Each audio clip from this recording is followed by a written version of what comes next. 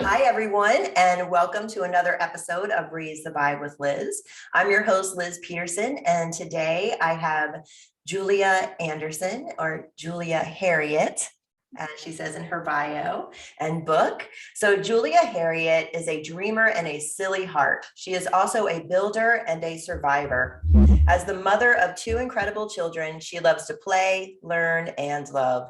After spending a decade teaching everything from preschool to high school art, she followed her heart that dreamed to one day build her own home and began a carpentry apprenticeship. Julia's been working in construction ever since and imagines her life to always be a project under construction. And she is going to be discussing her new book, Under Construction, Healing Trauma While Building My Dream. Julia, welcome to the show. Oh, thank you so much, Liz. It's a pleasure to be here. I'm excited. I'm excited to have you. I love your book. I smiled. I grinned because I know the characters. I cried and I cried again and again and again. It was beautiful, Julia. Thank you for sharing your heart. Oh, that means so much to me, Liz. That is the whole driver of why I decided to write this story and bring it into the world, is exactly what you just expressed. So it's just like it makes my heart just expand with pleasure and joy to know that it had that effect on you. And that's, like I said, that's the driver of going forth. I'm glad you did it. I have goosebumps. Thank you. My truth bumps. That's what needs to be heard in the world. I'm glad you did it. I'm going to start right off. I love the dedication to your two sweet children that I had the pleasure of watching grow up, since we both live on Vashon Island. Yes. And it's a letter to your children from the heart, telling them it begins within. Within is where they find everything. Can you talk a little bit about that and your dedication to your children? Yeah. I actually wrote that dedication on Mother's Day. I always try to do a piece of writing to my mom, who's no longer with me and with our family at this point. I love writing a poem to her. And so what came forth this year, it was interesting because I felt like I was both channeling my mother and my experience of mothering, of what it really is. Because sometimes in the minutia of the day-to-day, when we're getting our kids to school and just dealing with the things that come up, which are many, it's like, it's easy to lose the depth of what a relationship is between mother and child. And so that dedication was foremost of really grounding me in my journey as a human, as a woman, as a mother. And that's what my story is. And so I wanted to start with them because throughout my life since becoming a mom, it's been my daughter and my son that have always brought me back to center, always brought me back to the truth. So when I get spun out, I'm like, what would Mirabel do? What would Docton do? Or I ask them a question. I'm like, I need perspective. And so that's why they started the whole journey with me, is because throughout the ups and downs, the beautiful moments and the tragic moments, they were there, and when I felt at my lowest, I was like, I'm a mother. I'm going to rise. I'm going to show Mirabel and Docton that love wins. And so that's what that dedication is. It's definitely a love wins. And like I said, I could feel my mom touching my shoulders. I missed that so much while I was writing it. And so it's just like, I can feel her right now. That's beautiful, Julia. So let's jump into the book. What was your purpose for writing this book? Well, it was quite a process. So to be honest, I love writing. So writing is a passion of mine. And really, since I was my son's age, since I was 8, 9, I loved writing stories. So that's something that was innate in me. And I'd been writing poetry for years and years.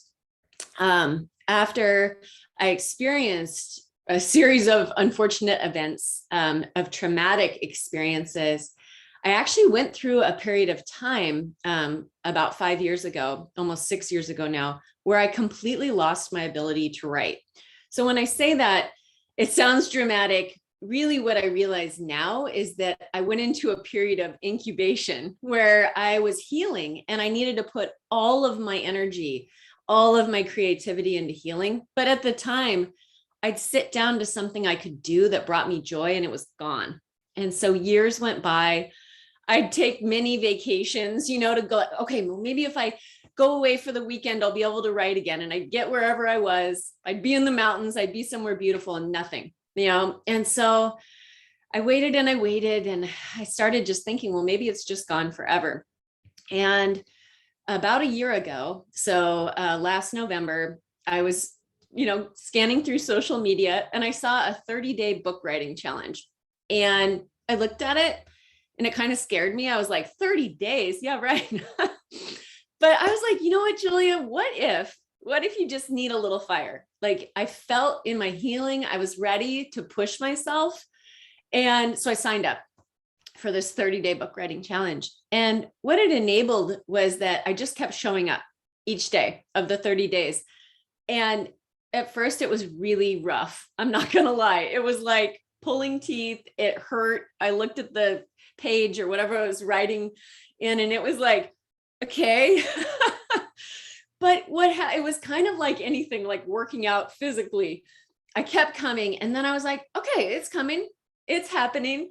And that's what started my story. So I realized I really wanted to share about the year 2016 in my life, which was literally, I would say, a year of reckoning is a good way of labeling it. I know I have several friends who have gone through that in 2020, in last year, but mine was 2016. And it was the year that I lost my mother to cancer. I went through a divorce, and then I ended up being drugged and sexually assaulted in my hometown in a space I felt actually very safe in. So it was kind of like, what? How I laugh because I can look at it now and I'm like, man, it is truly a series of unfortunate events that happen. And the story is not just those things that were perceived as negative at the time. It was also the year that I left my career in teaching because in order to visit my mom, who was in this battle with cancer down in Oregon, teaching didn't work. I mean, I needed to be there for the kids. And so I made this shift after over a decade of teaching to really open myself up. And in these moments of total chaos, I was like, what do I want, Liz? I was like, when you sit there, maybe with a dear friend or having a glass of wine by yourself after your kids are in bed, and it's like, what do I really want at this point as a 35-year-old woman going through some major life changes? And I wanted to build. I was like, in my heart of hearts, I always wanted to build, learn how to build. And not only that, but build my own home for my family. I think it was like symbolic of, like rising out of the ashes and being able to construct something that was secure and safe. And that's where my story really takes off. But to, circle back, this story had so many components. And when I'd share it with people, they're like, Julia, why don't you write a book? And that's what, as I started this 30-day book writing challenge, I'm like, the little engine that could. If I think I can, I'll get some momentum. And that's what happened is I built up momentum. And I was like, I want to share this story because it's my story of healing and I can help people. If I am brave enough and keep going, I will be able to reach my hands out to people I haven't even met yet and say, I'm with you. And I can be with you through this of your darkest times to a place of new beginnings and opportunities that you can't see yet, that you can't even imagine when you're in this place that's so like, oh. So that's that's the long version answer to your question, Liz. I love that. And I love how the writing challenge came into your life. There really are no accidents. No, it was amazing. That was a beautiful way to open up that path for you. It was. It's amazing. So tell us I want to go back to the beginning of everything you just said. Yes. But during that time that you weren't able to write, what were the things that you did during your healing path? to get you through what you had experienced? Yeah, well, I must admit that before 2016, I was the kind of person who really resisted help. I did not like asking for help. I did not like people knowing I needed help. And so I kept a lot of what was really authentically happening inside and even outside in my life to myself. And seemingly that sort of worked. I, I say that because really it didn't work that well at all, but I kept to what I had done for at least my whole adult life up to this point in 2016. And so after going through these just like leveling events that, I mean, I could have put up the white flag. I could have just thought the world was a very negative place. I'm like, I need all the help I can get all at once. I was like, okay, this is a time when I'm calling all cars, if you will. And so fortunately here on Vashon, we have some lovely, I mean, I feel very connected to the community here, as well as we have some wonderful healers and resources. The Dove Project being where, 2 days after, I was sexually assaulted and just in absolute shock of what had happened. My dear friend and boss at the time, Amanda, when I was working over at OSpace, saw me and was like, we're going to Dove. And I didn't even know what the Dove Project was. I understood that, at least my understanding was that they served victims of domestic violence. So I was like, I don't know exactly what I'm doing here, but I'll go. I'll go anywhere that someone will take me in and make me feel safe in this moment. And so that's what really started it was, calling in a huge team, from my family. My friends were incredible. So that was a big piece, was the first, just admitting and accepting help and saying, you know what, I'm like completely worthy of this. This doesn't mean I'm not strong. This doesn't mean that, I'm a victim even. It just means that, yeah, I really deserve to be held right now. And there are things I don't know about healing from any of these things because I'd never gone through any of them. And there are people that do know things. And so to lean in. And so, Dove hooked me up with an incredible counselor therapist. And I started doing acupuncture, things I had never, ever done. And those things, really came in and supported me on different levels, on a physical level, on an emotional level, a spiritual level. So I was, just bringing in everything. And I had just started working in construction, in that same year. And so it was so amazing to work with and not entirely, because there is another wonderful woman at the time, Eliza, who was on the crew, but in a world that's very masculine, and come in with these like very huge life moments, and be supported by men in that way and watch their emotional unfoldment. As I opened up to them, they became my family, and here we were building these projects and then building my house together. And it was as though we were building in a sacred way together. And so it was amazing. I feel so grateful to be here on Vashon. Even as, what happened to me occurred in this community, it was like one negative to tenfold positive. It was like, oh, right, this is my community, this out here, not this one moment that went awry. That's beautiful, Julia, that you were surrounded by so many loving people and so supported. Yeah. Beautiful. So grateful. And you did a lot of work with Dove through your process and after. You want to talk about that a little bit? Yeah.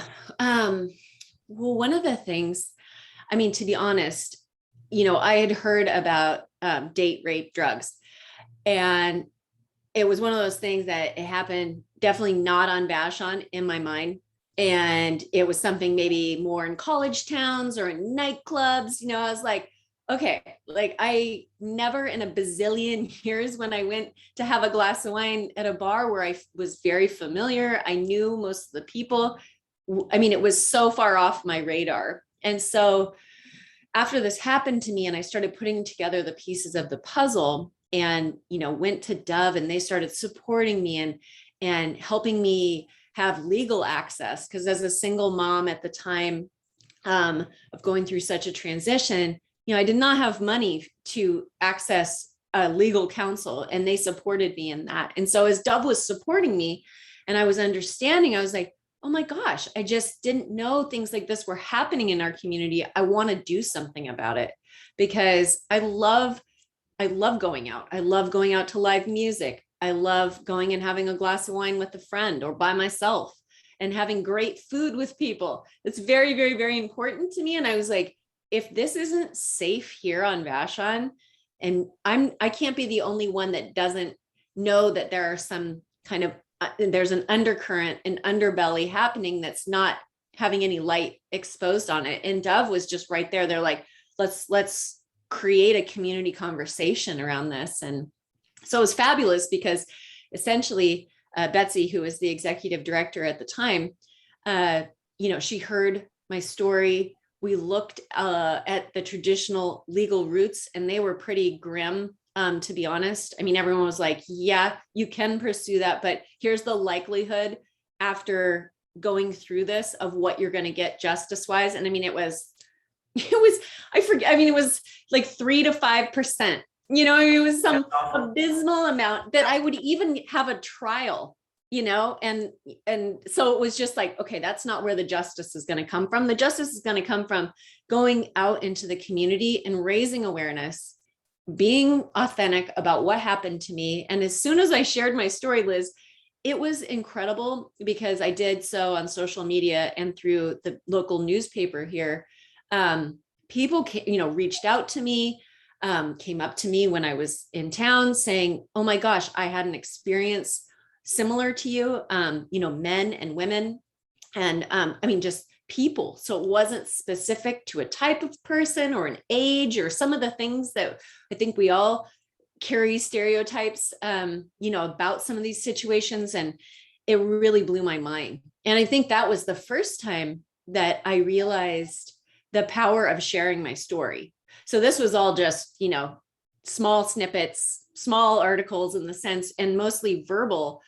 And it was having an impact. And I was like, okay, and local businesses and restaurants were stepping up. Owners and managers and servers and bartenders were saying, oh yeah, we see some of these issues. We see the intersect between, even just alcohol and violence and sexual violence, let alone some of these other pieces that have come in, like the, introduction of these horrible date rape drugs that just wipe you out, on top of what could be other situations going on.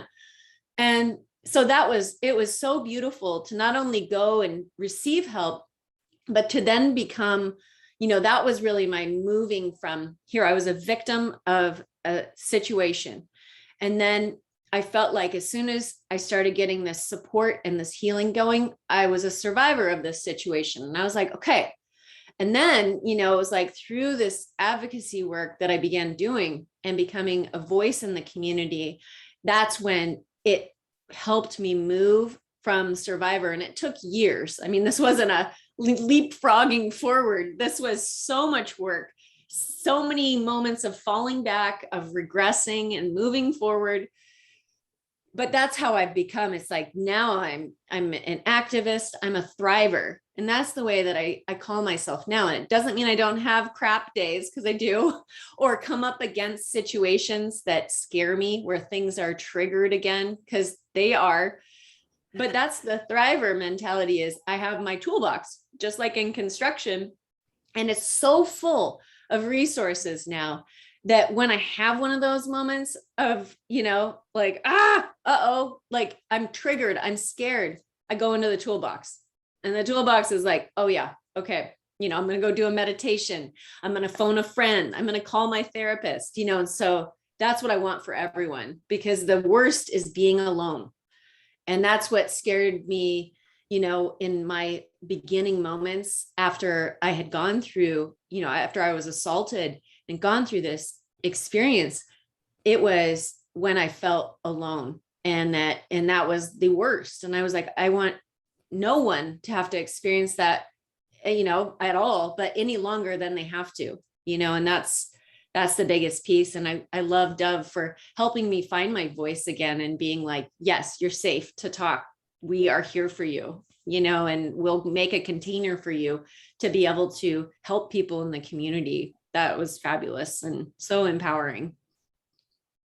Yeah, I love that we have Dove Project on the island, and they empower so many women to be thrivers and survivors Yes, coming out of victim, and so much support.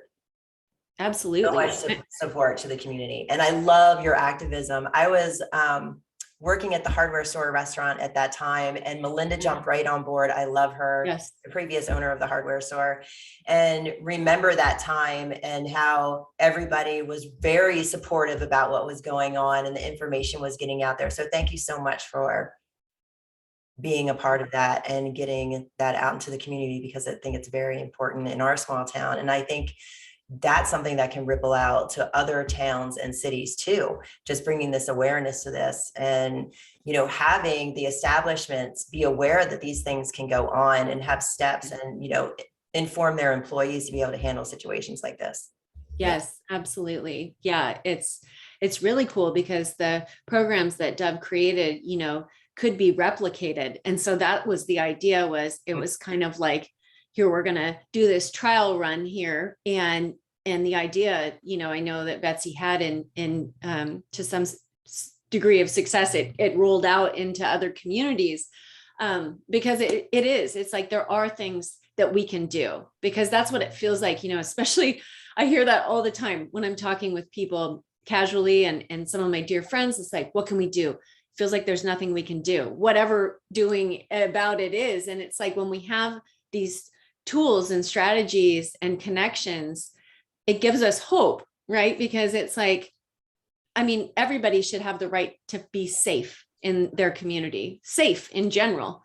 And yet it does take a village to enact that kind of safety, because all it takes is a few people, who are not participating in the desire of safety to be able to, cause damage. And that's the piece, is that we can't focus on that. We can focus on what's the infrastructure we do want in our community. And Vashon, being such a close-knit one, is a great microcosm, of what do we want, so that we can really enjoy each other, enjoy the culture we've developed here together.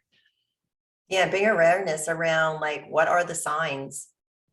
Yeah, right? And then what to do when you recognize the signs. exactly. Someone in distress. Yeah. Tell us about your life remodel. So you started in construction. So tell us all about that story. Oh, well, it was funny. So just before talking with you now, I was actually working at our latest construction site, and I was cleaning up concrete, which is just really a hard job, to be honest. So I was cleaning it off of things that it shouldn't be on, as the homeowner is about to move in, which is very exciting. Because when, that's what's interesting, is that I loved teaching. I loved the connection that I had with students and their families. I miss that at times, because it's such a special relationship. And that's what I had done. That's what I thought, to be honest, on many levels, though I had done lots of different types of teaching, that was what I was here to do and be and give. And as I said, when I went through these really huge, life-changing events, initially going through divorce and losing my mom, I think what's funny is that as it came to me that I wanted to build, the companion to that thought was, but Julia, you stink at it. Not even that I didn't have I didn't have experience, because I didn't have experience, but the little bits of experience I had, like trying to hang a picture on the wall, didn't go good. And I was terrible. I felt absolutely terrible at it. And so what was fun about this life remodel was that it was really a remodel of, who I thought I was, because I think those old thoughts about, well, you stink at this, really came from a history of being a perfectionist. And so as I gave myself allowance to say, yes, I don't know how to build, and I can learn how to build. I will have to try really hard. I will have to show up and ask a lot of questions, but I don't have to be perfect at this, because I certainly wasn't a perfect teacher, but I felt very comfortable as a teacher. It was an intuitive relationship. Definitely things came up that would throw me for a loop, but the thought of building, that was just so foreign to me. And so it was wonderful, because when I found the contractor who I've been working with now for almost 6 years, Don, he just very similar to the 30-day book writing challenge. He was gifted to me. I met up with a friend who's a lifelong friend out here who works in construction. And, I basically said, is there anyone crazy enough to hire a 35-year-old lady who can't build IKEA furniture for a carpentry apprenticeship? And my buddy looked down and kind of looked away, and he's like, there's only one guy and his name's Don. And I was like, Don, okay, I'm gonna find this Don. And what's funny is I met Don at the hardware store, and as all things on Vashon seem to circle back to certain places, and I'd figured out who he was. And asking Don to hire me was nothing like I had ever done in my life. I mean, normally I applied for positions that I was qualified for, but to ask for something and having to admit that I had no experience was, that was a big shift in my mindset. And, in coming out of my perfectionism, and the fact it was great. He was like, yeah, he's like, I love teaching. It would be really fun to teach you how to build. And he wanted to pay me, which was impressive because I wasn't expecting that. And I was like, oh my gosh, he just hired me. And we've been working together ever since. And it's been one of the greatest working relationships I've ever had, because I can ask him questions and admit that I don't know things. And that has been a huge remodel as well. And I love modeling that with my kids, because they've seen me go through these last, 5.5 years of being a teacher as they knew me, and then entering a totally new world, work world, and have watched, me with the crew build our house, and then build a cabin, on our property, and become a builder. And so it's been such a freeing process to be okay with not knowing, because I would say that is the biggest life lesson that has come through working in construction, is like really owning what I don't know, and laughing at myself. I remember early on when Don was like, I just learned how to use the chop saw, which is still my favorite saw. But I was learning how to do the chop saw, and learning how to cut boards to different measurements. And I remember one time, he was like, I need you to cut it to a 23rd, 23rd and 11/16. And I was like, 23 and 11/16. Okay. And I don't know what 11/16 means. And he's like, okay. And he gets out the measuring tape, and he's like, see how these are 16ths. And I was like, oh, that's what those are. That's awesome. And here I was a teacher, and I didn't know what that was either. So I love those moments, because we've laughed so hard. The crew is wonderful with me in that way, because I definitely am still a rookie, and I'm a proud rookie and a lifelong learner. That's for sure. That's cool. I love what you said in the beginning, and fully believe this to be true. We are all builders, all constructing our own realities, rarely solo, with garbage as a byproduct. I think that's amazing. Absolutely. I love that quote in there. So explain, like, constructing your own reality, because you have completely done that. And you've taken all of the garbage, as you said, and it's the byproduct, and use that as life change. Yeah. Evolution. Well, the metaphor, it's a beautiful one. And I mean, I feel like that's one of the strengths of Under Construction, the story, is that because literal building, literal construction, is such it's a concrete experience. It's tangible, and it's a beautiful metaphor for what we are doing in our lives. And at some point, I think maybe in my late 20s, I kind of had this concept that as I grew older and was probably like my age right now at 41, like I'd have my life together, like I'd have my partner, my kids, my job, my house, and all these things. And that's just how it went. It was like linear, kind of like this linear road of getting older, and you get wiser and you get your stuff. And as I got into my 30s, I realized that either I was way out on, in my own orbit, which could be true still, or that was total BS. Because as I started marching forth and getting older, in fact, things became far more complex. My understanding of myself became so much deeper, and I really started valuing things like vulnerability that were just words prior to me that I heard passing by. And, it's like, to be under construction is this dynamic process. And sometimes you are building in your life. You're building a new career. You're building new relationships. Maybe you're building yourself, you're building yourself physically, or you're doing spirit work. And so you're building up, just like when you're building a house or remodeling a house. But then there are these other times, and sometimes they're ones you choose, sometimes they choose you, when, something shifts. So it's like, ooh, that wall, I don't want that wall there anymore. Or it's like, ooh, I got to demo this whole thing. And this whole thing is who I think I am right now is not working for me, or my behavior, my choices right now are not working for me.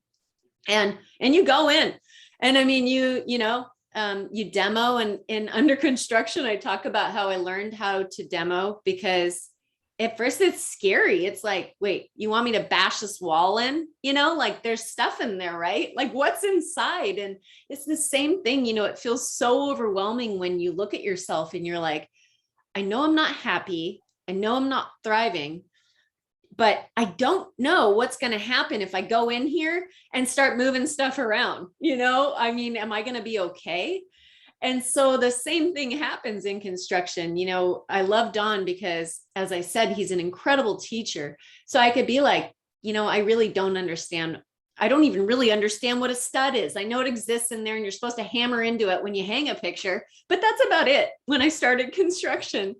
And, and he told me, just like in ourselves, it's like, no, let's draw a whole map. Like here's the map of what you need to think about. You got these electrical wires, plumbing, and we're the same way. We have all these different facets inside, and we're so complex in the same way that a project can be very complex. And so I love playing with the metaphor, because it's like, I feel like I love remodeling now. I like the problems that arise. Like Vashon has some really wild and crazy houses. And so when we go in on these remodel projects, we find all sorts of crazy stuff. And that's true of all of us too. Sometimes when you get inside yourself, you're like, oh, I didn't know that I was that, or that I liked that, and it's pretty amazing how symbiotic the two things are to play back and forth between. It's like, oh yeah. And I love being under construction because it gives you permission to not be this linear creature that, at 50 has achieved something, and that's when you'll be happy. It's like, oh, being under construction means, you find your joy even when you're knocking out the wall. You find your joy when you're confused in the plans and you're like, wait, what am I doing here? I don't know. And so it gives a lot of freedom that that I sure appreciate. And, I like when I share that with people and they're like, ooh, that feels really expansive. I'm like, it really is, because you can design and build yourself any way you want. I love that. It reminds me of something else you said in your book, The Alchemist of Our Transformation Process. Yes. Well, the literal story, The Alchemist, I read many times, and I love the concept. A basic concept of alchemy. There are many interpretations of it, so I don't want to simplify it, but on a base level, that's what I realized, is that each of us, including myself, because I experienced it, could take something unpolished, something that we don't even see having worth. And in that, it could be a very basic part of ourselves or our lives, like that we can literally, through that, find our gold, make our gold, construct it, brew it, whatever words resonate with you, in the concept of alchemy, and that it's already there. That's the part that feels very true to me at this point in my life, is that I'm not out seeking it. I'm not looking for gold out there. I'm like, no, I have it. I just have to be able to find it within myself, to acknowledge it, and to play with it and nurture it. And it's kind of like, I love gemstones and I love rocks, and I like to hold them and have different intentions. And it's very similar to that. To somebody else, it could just be a rock, but to me, it holds all of what I'm doing in that moment and feeling and thinking. And so it's so much more. That's beautiful, Julia. And let's go in a little bit more around your construction crew and how supportive they were through your process, Dawn and Craig and everyone. Oh, so amazing. I mean, I feel really blessed on this front, and Dawn and Craig and I had a fun meeting of the minds a week and a half ago, where we were just kind of talking about, my book coming out into the world and all of the stories that we have together. So I feel like I'm a part of a very special crew. So I don't know if this would always be true in construction. In fact, they both tell me they've been on other crews and this was not the case. But, they both, are wonderful men and friends. And that's what I love, the fact that when you build with people, you build trust, because especially in construction, sometimes you're doing very dangerous things and you need to work, together and to communicate, to say if you don't feel safe. So you need to own your own physical body and emotional body in it and talk through it.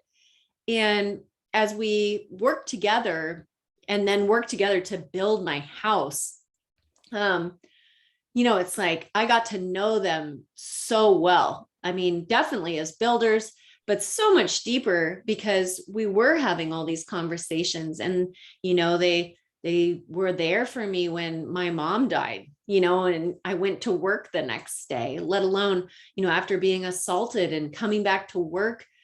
And that was when we were really starting to frame my house, doing the really hard work.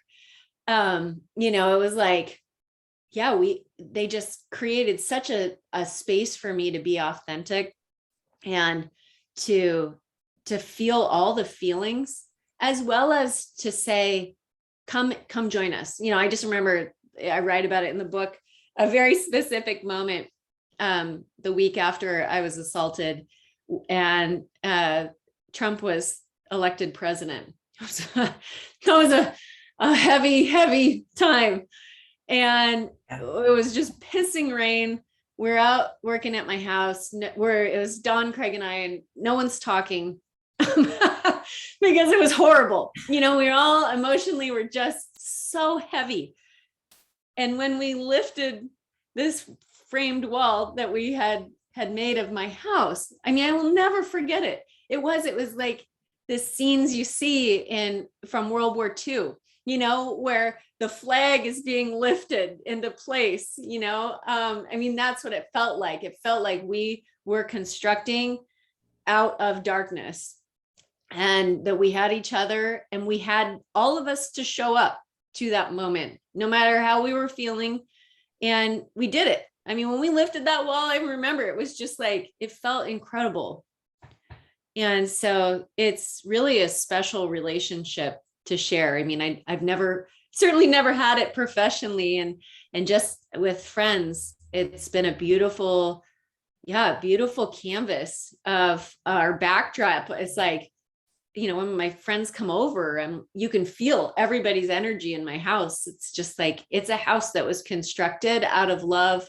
And to, like I said, to the point of even out of the darkest moments, we can scaffold each other up to the light. There will be light. There will be safety. There will be healing. There will be camaraderie. It's, you can feel it in the bones of my house for sure. That's awesome, Julia. And you can really feel that when you read the book too. You really can see that. It's amazing. You also did a great thing with your students. You want to talk about that a little bit, because you really got out there and created something beautiful for them in the community too. Well, it was special because of my work at Open Space here on Vashon as well. So I went through a period of time where I was working in construction and working at O Space. So that was kind of a lovely way of being in different worlds. And what they really, David and Amanda specifically doing the programming at Open Space really identified the need of teens on the island to create programming that was both their own derivative, not like adults being like, here's your teen program. And they brought me in because I had reached out to them when I was teaching at the middle school with a group of students who were English language learners here on the island. Most were Spanish speakers. And, they felt, and especially it was almost kind of like a breakfast club vibe, that they were in my class at the time because they weren't smart enough. It was like a holding tank for kids that, weren't academic achievers, weren't the, kids going to four-year schools. And so I saw that and it broke my heart. I was like, and because each one of them was brilliant in their own way. And I reached out to Open Space while I was still teaching to David and Amanda. And I was like, hey, I'm a teacher. I've got these kids. They have these ideas. They wrote these letters. Writing the letters was very challenging for some of the students. They felt very passionate about that their voice would be heard by adults in the community, and was welcomed. And so these letters became this beautiful, it's a interesting story woven into the construction, because what was constructed through these kids was an amazing teen program that unfortunately through COVID has had to go through a few things, but I know is still unfolding now. That was really, teen directed experiences, because these kids had great ideas. Everything from really outlandish things like water slide parks, which who wouldn't want, to things that were a little bit more doable in this moment, like having, evenings specific to DJ music and, visual art opportunities. And so it was really a cool process of working with everyone at Open Space. It became obviously a whole project that was developed, the Teen Club O, and which was a wonderful series of events of kind of like evening events for teens on the island. And the teens that came up with this got to come back, which was so amazing, when they walked into what they had built, what their letters had started and been pulled from. I got to witness that at that time. And it was beautiful. It was beautiful because I saw the sparks. I saw that feeling of, wow, I've been heard essentially, and I have power, and I have the power to create positive things for my community. I heard the kids that I'd worked with, say like, look what I helped make, I helped create this night, and just things like that. So yeah, that was a lovely way of moving my teaching experience and my experience in supporting, different teen outreach programs that I've been a part of for years, into kind of this transition for me professionally from being a full-time teacher to to being in construction, and talking to the kids about that as well. So, yeah, I'm excited.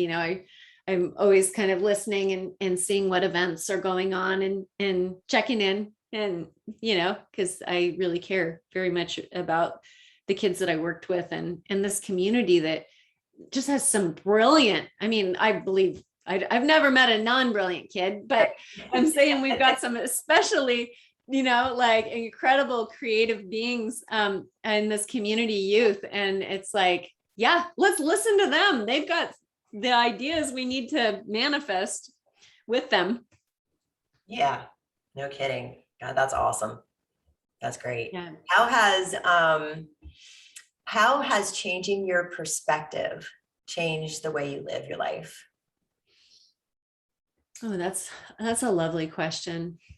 Well, the first thing that immediately jumps forth is, like I said, this idea of being under construction. So I had a moment about a month ago when I realized that my story was really going to be born into the world and there were all these things to do. And, I wanted it, my perfect Julia came up and it was like, I need this website, I need these things. And then I remember literally that day I had a great phone conversation with a mentor of mine. And I'm like, oh yeah, my book is called Under Construction, right? It doesn't have to be perfect. That's the whole point. And so that is the greatest gift of, really changing my mindset, changing, and that's changed my lifestyle. The way I show up to each day has been to enjoy this process, the building process, to not worry about the end product, to have, enjoy visualizing it, enjoy, I love, doing vision boards. I love doing meditation around visualization. So I think that's a very powerful thing. And, the journey, really valuing these moments and even the full demo moments, even these moments of struggle and pain, to really be able to feel and own that now I have the capacity to see through them, to the fact that I will have greater understanding. Through that greater understanding, I'll have greater compassion. And that then makes me more able to love, which is the happiness piece. And that, happiness, yes, can be found going on a righteous vacation. And that's good. But true joy is something that is unwavering. And that's a piece that I learned through this process. And I love one of my teachers in the sense, Michael Beckwith. I love that he says this because he said regarding his own father's passing that he is joy. So he is 100% joy. And going through a hard and painful experience of losing his father, he said, I am joy and I have a companion of sadness. I have a companion of grief right now. But what I loved about what that does, and I've really, been working to embody that because I love that, is that no matter what happens, even things that are very gravitous in that way of losing a parent, of loss, of grieving, that's a companion. And that companion, just like most companions, may shift and move. And it's not you. It's something you can set down. It's something you can take a break from and give yourself allowance to take a break from. So I think that's my greatest takeaway is it's people always say, Julia, how, you went through this year. Why are you always so happy? And I'm like, well, I'm not always like this. Although I feel like I'm more and more so like this. But what it is that I realize that through the coming out of this suffering, through getting scaffolding myself out of the darkness, that I am joy. And yeah, sometimes I have companions of anger. Sometimes I have, companions of all sorts of things, of fear, but it ain't me. I know who I really am now. And that's been the greatest gift of going through these trials and tribulations and demos and remodels is that, now I know what's really in here, what's in these walls. Okay. Gosh, I love So, that, Julie, and I know you're going to be an inspiration to a lot of listeners. well, It's really thank fun you. to work. Yeah. And continue to. That's awesome. And I love all of the quotes that you have in your book. You can tell that you've leaned on a lot of top thought leaders and Yeah. Well, it's wonderful. That's the thing, is that no one should walk the path alone. And that's the part where if I can be one person holding a lantern on your path, then that is an honor and a privilege. And I love the people I've met, the people that just inspire me through their writing or their speaking or just being. It's like we're all lighting the way for each other, so that's the part where I want to stand out there. I want to be out there, even sometimes when it scares me, to be out there. I'm like, nope, this is where I need and want to be. So yeah, it really, like I said, it is an honor. And that's writing this book and sharing it and talking with you. It's like, wow, what a privilege, because this didn't happen to me as a punishment. This situation, these series of unfortunate events happened to me so I could rise into being this person I am now, and to help others, and to be a person of comfort, to help create places that are safe to enjoy. It's like, yes, okay, I see. I trust. yes. Oh, that's beautiful, Julia. Well, thank you so much, Liz. It's been just a delight to share in this hour with you. It's been so beautiful listening to your story. If Thank there's you. one thing that you would like to leave our listeners with, what would that be? I can't say this enough. And so I'll go back, because the piece about asking for help, and not just asking, but feeling worthy of help, like saying, I am worth it. I am worth going out and saying that I shouldn't do this alone, that no matter what, I don't deserve negative things to happen to me. What I deserve are helpers and healers to come to me, to bring me wisdom, to lift me up, so that I can use whatever it is that happened that feels negative, that feels punishing, as my power. And there are people ready to help. I'm a helper, you're a helper. And that is what we do. And so I would just encourage anyone that's out there feeling alone, feeling without a voice, feeling disempowered, please ask for help in some capacity, and there are beautiful resources here in our community, and use them. I use them. I don't know what would have happened if Amanda, and I had a friend who helped me, so I'm very grateful. But if I hadn't, utilized some of these things, I wouldn't be here. I might still be alone in my pain. And help, help, help. Yes, yes, yes. Yes. Thank you, Julia. That's such an important message. Thank you so much for sharing that. Yeah, So true. absolutely. And thank you for joining me today. It's Yeah, been a thank pleasure you. and an honor to have you and host you and help get your book out there. It's amazing. Oh, I appreciate you, Liz, and I appreciate everyone. Thank you so much. Thanks. And thank you everyone for joining us today. Again, my name is Liz Peterson, and this is Raise the Vibe with Liz. And you can find me on Instagram, Facebook, and YouTube at Raise the Vibe with Liz, and my website at Liz's Healing Touch.